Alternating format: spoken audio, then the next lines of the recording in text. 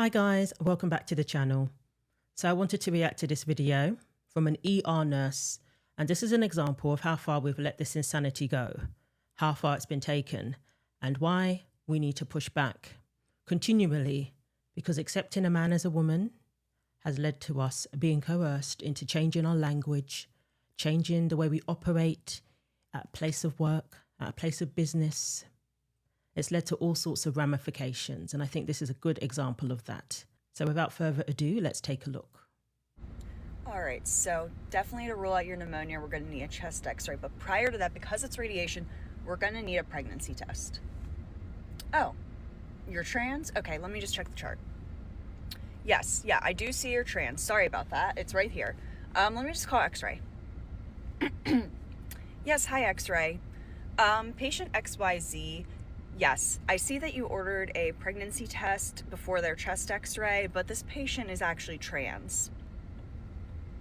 Yep, yeah, I know the current sex says female, but if you look directly below that, it says that their birth sex was male. You can see that, okay. So what's the question? You still absolutely need the pregnancy test. Okay. So I'm just gonna run this by you real quick. You want my patient, who is a trans girl, to go to the bathroom, to whip out their male parts that they still have, to pee in a cup, to see if they're pregnant with the uterus that they don't currently or have ever had. Yes, that is correct. Okay. Oh, there's a refusal form. Great. It needs to be signed by 3 doctors and the patient. We don't have 3 doctors on right now. Oh, okay. Well, can you bring the form up and I'll see what I can do? No, I have to come get the form. Okay. What's that? Okay, so this is infuriating. So she's presenting it as a skit, but this is actually supposed to be based on real life. This is an example of the conversations she has at work with her colleagues when somebody who identifies as trans comes into the ER.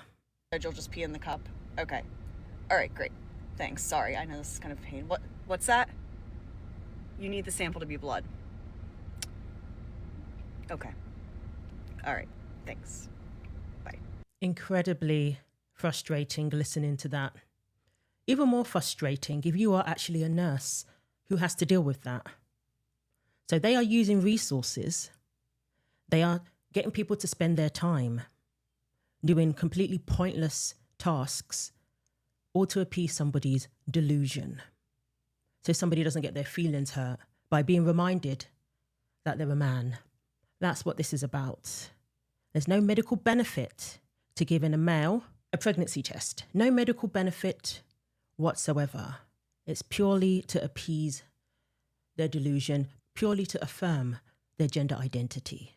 Now, I don't get to go into the ER or get to go into the hospital and have them put a different weight on my form after weighing me, take off 20 pounds. I don't get that luxury because they have to be accurate and they have to be truthful. But a man who identifies as a woman can go into the ER and be given a pregnancy test. That's the protocol for a woman, for females. And they're using resources that are meant for women and giving them to men when the men do not need such resources. There's no need for them to have tests that are specific for women. And while they're wasting time doing all these things to appease somebody's gender identity, there's a real woman left waiting because time is being spent boosting a man's ego, affirming his gender identity, and going along with a delusion. Do they give prostate exams to females who identify as men?